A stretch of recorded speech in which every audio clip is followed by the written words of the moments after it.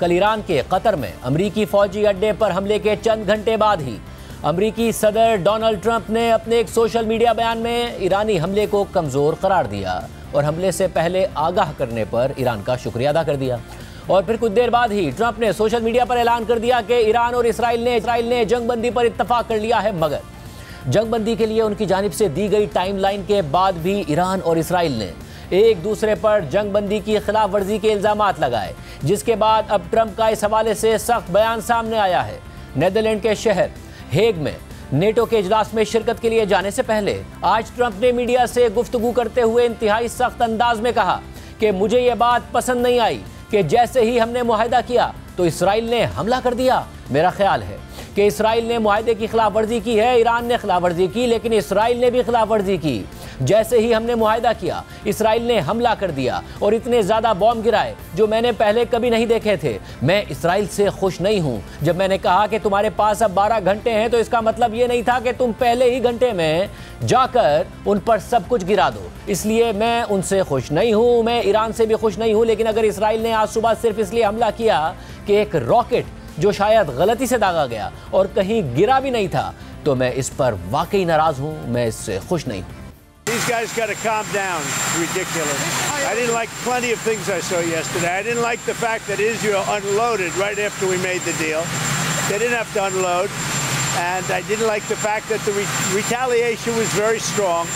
But in all fairness, Israel unloaded a lot.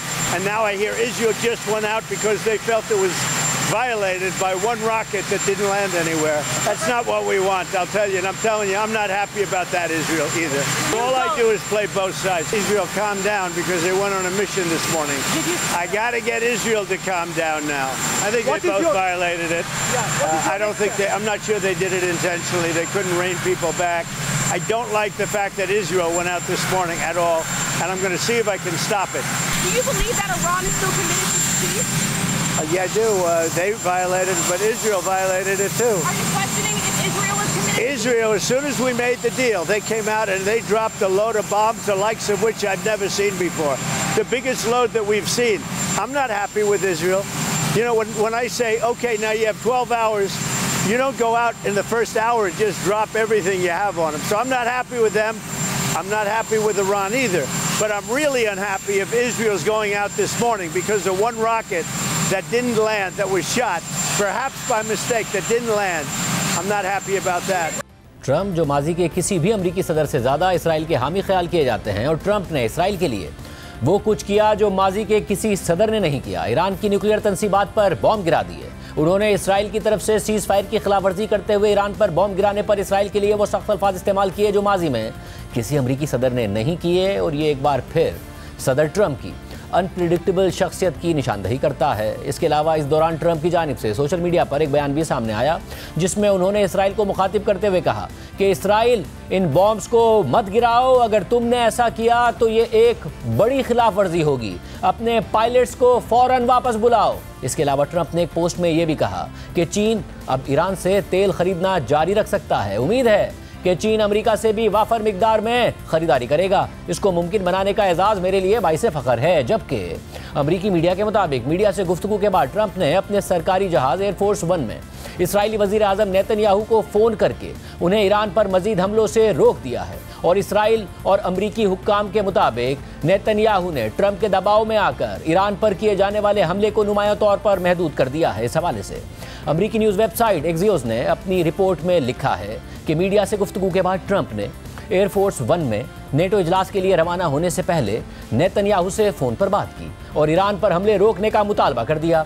एक senior Israeli ओहदेदार के मुताबिक Netanyahu ने ट्रंप से कहा कि मुकम्मल मनसूखी मुमकिन नहीं, लेकिन हमला महदूद कर दिया जाएगा, जिसके बाद हमले के बड़े हिस्से को मनसूख कर दिया गया और सिर्फ तेहरान के बाहर एक रडार सिस्टम को निशाना बनाया गया। जबकि व्हाइट हाउस ज़राए ने बताया कि ट्रंप ने इंतहाई सख्त और दो टोक अंदाज में नेतन्याहू को इसराइली हमलों से मुताल्लिक अपनी मुखालफत से आगाह किया।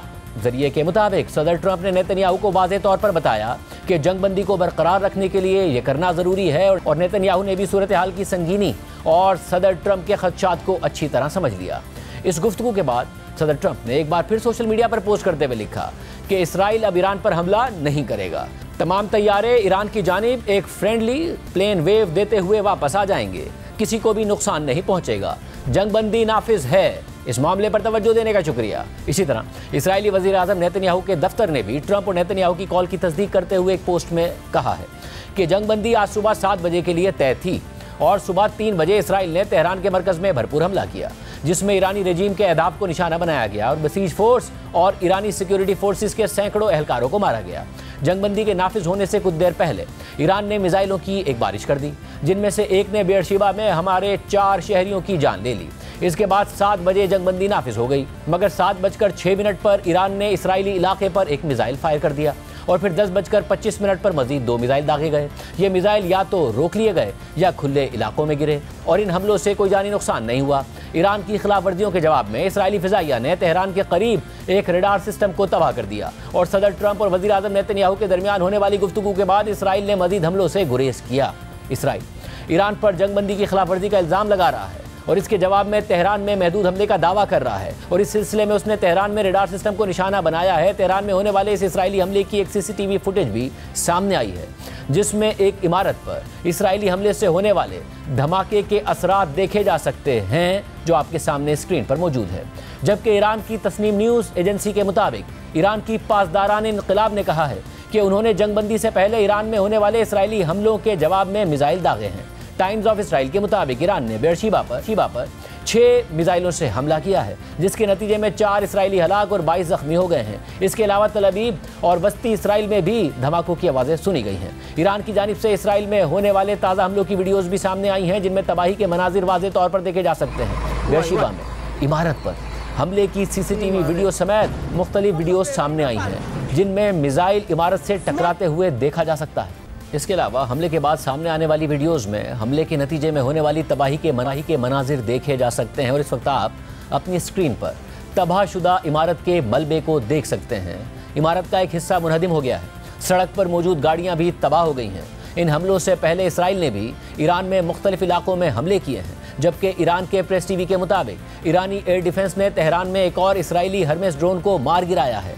इसी तरह ईरान और इसराइल के दरमियान जंगबंदी से पहले इसराइल ने तेहरान में एक और जौहरी साइंसदान को शहीद कर दिया है, जिनका नाम मोहम्मद रज़ा सिद्दीकी है।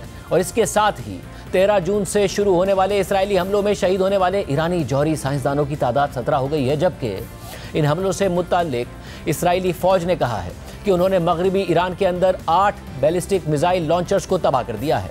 वाज़ेह रहे कि 13 जून को इसराइल की जानिब से ईरान पर हमलों के आगाज़ के बाद से दोनों ममालिक की जानिब से एक दूसरे पर मुसलसल हमले हो रहे हैं। इस सारी सूरत हाल में 21 जून की रात को अमेरिका ने भी ईरान के 3 अहम जौहरी तंसीबात पर हमले कर दिए थे, जिसके बाद वो भी इस जंग में बाकायदा तौर पर शामिल हो गया था। और गुज़िश्ता रात अमरीकी वज़ारत दिफा ने ईरान की न्यूक्लियर तंसीबात पर हमलों में इस्तेमाल होने वाले B-2 स्टेल्थ बम्बार तैयारों की फुटेज भी जारी कर दी है।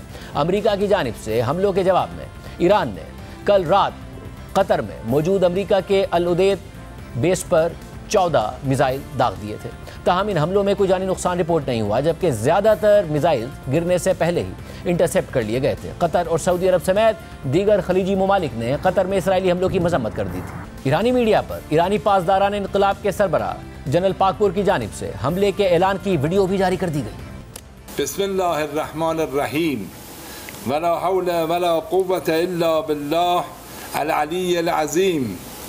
گرامی می‌داریم یاد و خاطره فرماندهان شهید و شهدای اخیر حملات رژیم صهیونیستی در پاسخ به اقدام وحشیانه رژیم پلید آمریکا در بمباران چند مرکز هسته‌ای ایران و در آستانه ماه محرم الحرام عملیات بشارت فتح را به اذن الله شروع کنید.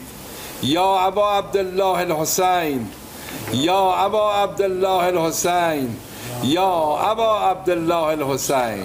اللهم صل علی محمد و آل محمد و عجل فرجهم. انشاءالله موفق و مؤید باشید. इसके अलावा ईरानी मीडिया ने कतर की तरफ दागे जाने वाले मिसाइल्स की लॉन्चिंग की वीडियो भी जारी की है, जिसमें मिसाइल्स को लॉन्च होते हुए देखा जा सकता है। ईरान की जानिब से कतर में अमरीकी बेस को निशाना बनाने के बाद ईरान में लोग बड़ी तादाद में सड़कों पर निकल आए और मुख्तलिफ वीडियोज़ में ईरानी शहरियों को सड़कों पर जश्न मनाते हुए देखा जा सकता है। ये सिर्फ कल रात नहीं हुआ, आज भी अब से थोड़ी देर पहले तक ईरानी सड़कों पर जश्न मना रहे हैं।